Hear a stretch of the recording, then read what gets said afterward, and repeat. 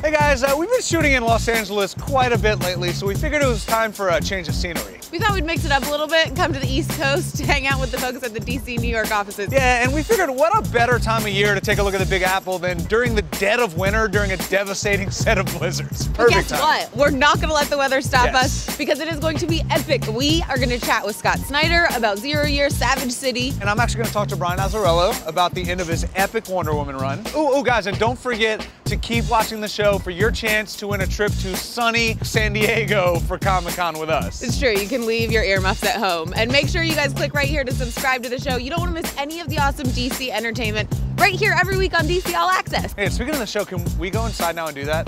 Okay. I can't feel my hands. Yeah, let's do it.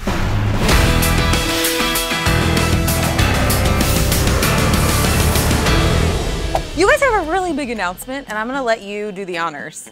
It's very exciting. We've been sitting on this secret for months now, but Kevin and I have teamed up to get Batman from 1966 back together again with the Green Hornet. Ta-da! It's that simple. That was so hard. You have no idea. We've been waiting months to say that out loud to people that weren't each other or our wives. This is a big deal to us. The only known crossover in the world of the Batman 66 TV show where he met another crime fighter with a mask.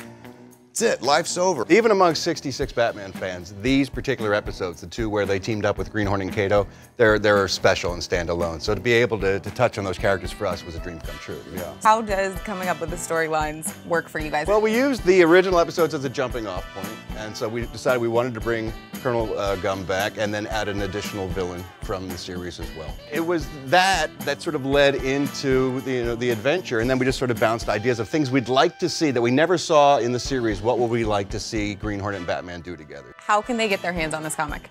May 21st, they tell us, is going to be the release digitally, and then June 4th, I think, is going to be the print edition. Will hit the stands. Are you guys going to go to the comic shop together to pick up the first copy? I own a comic book store, so I've already told the dudes double up on the order of this and whatnot, so I can juice the orders for this book in my own store, and rightfully so, because we'll be able to tag it. It'll be an evergreen in my place. Now, you guys have been doing Hollywood Babylon for a while, and if anybody listens, you know that there's a little bit of Bane/Adam West musicals that happen. That's right. If you had to come up with kind of a theme song for this comic, or a tagline. For Green Hornet Batman? Yeah. As Batman Bane? Yeah. They say we're young, and we don't know. We won't find out until we grow.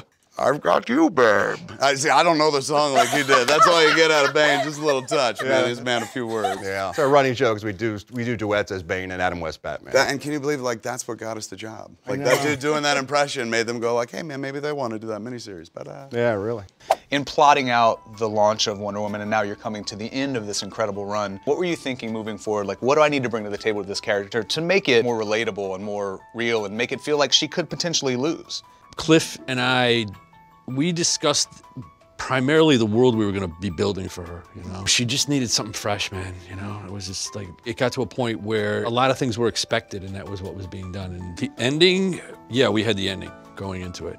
When we presented it, we said 3 years and this is what we were going to do. That's awesome. We're doing everything that we set out to do. Which is a hell of a thing to be able to say when you end something, right? Yeah. Yeah. The collaboration, it's not a one-way street. You're obviously working with Cliff very closely and all that Right. stuff. Tell us about your work process. Cliff's been great. We've really grown together as a team working on this book a lot. You know, I first met Cliff, he was an assistant editor on 100 Bullets. So he has that sort of editorial background and he brings those chops to, you know, to play in this. It's been just fantastic, yeah.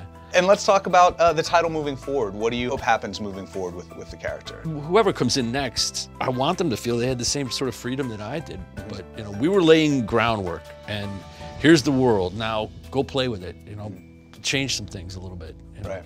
And my last thing for you, if you could do another book like Joker with another character, what would you write? Lee and I have talked about Catwoman. Really? Yeah. We have a story that is really, really, really dark. I'm leaving it on that. That sounds awesome. Brian, thanks so much for your time, man. So a lot of 0 Year has really focused on the relationship between Bruce and Gordon. Is that really going to be the central focus moving on towards the end?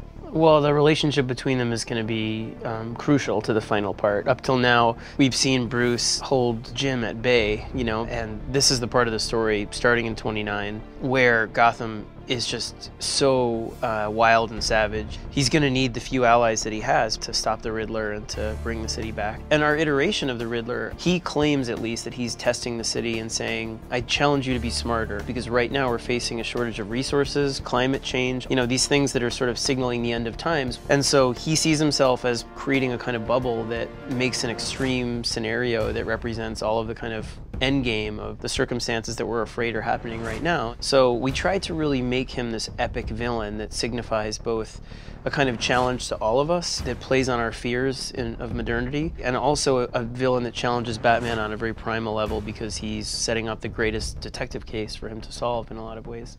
So, I mean, just between us, Red Hood falls into some chemicals. Are we gonna see him again? And is he really the Joker? Yeah, I don't want to give it away, but I mean, people always say that he's better with no origin, and I really agree with that. I think the thing that makes him so scary is that his origin is so mysterious. The hope was that we could provide one more possibility that would be compelling. You know, everyone has a very distinct version of him, and that makes him the scariest creation possible, because he's always your scariest version in your head. Sam, first thing, tell me what's going on over here with these covers. Okay, last year, the people at DC, Dan DiDio, Mark Chiarello, came to us and asked us to provide 13 variant covers for their April issues. And I guess they were successful enough, because this year they upped it to 21. So during the month of April, we'll feature the variant cover. And this year's gimmick is that Alfred E. Newman will be portraying different master villains. Speaking of art, I was actually admiring the art that you have on your wall here. One of these guys actually looks pretty familiar. This is a splash page from one of our movie parodies, the movie Road to Perdition, actually a DC property.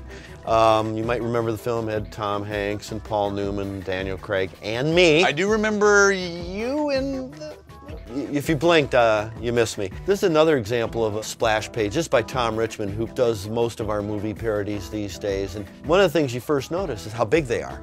They work twice up so that they can get the caricatures, the likenesses. This piece is dear to my heart. This is my first job for Mad. Really? This is the cover of Mad number 223, which appeared in June 1981. And that's my cover for it. Well, Sam, thank you so much for your time. Anytime. Oh my gosh, you guys, okay. So this is what happens when Dan leaves me in his office alone. I find exclusives. This is the very first artwork from Infinity Man and the Forever People. Okay, Dan DiDio, Keith Giffen are writing a new comic. This is the first that you're seeing of it. It's so awesome. The new gods are back, baby. Okay, I should probably go before I get caught. All right, well, that is it for us here. I think it's time to get back on a plane and go back to LA where it's warm. It's true, but do you think we have time to get some pizza or check out Rockefeller Center or maybe Times Square? Or what about Central Park? You said we were Yeah, gonna to go to remember Central the Park? stuff that's going on in LA that we probably shouldn't miss. Okay, you're right. We are totally missing stuff in LA. Let's go back right now. Yeah, oh, and speaking of not missing out on things, make sure you click right there and answer, hands are so cold. 3 trivia questions for a chance to win a trip to San Diego Comic-Con with us. And we're gonna pay for your hotel and airfare because we love you. It's true, but can we please go right now, because I think we're missing out on the sun in Los Angeles. Push my sun hand in Los up, Angeles. push my hand over my head. I can't. Push it over my head. Taxi!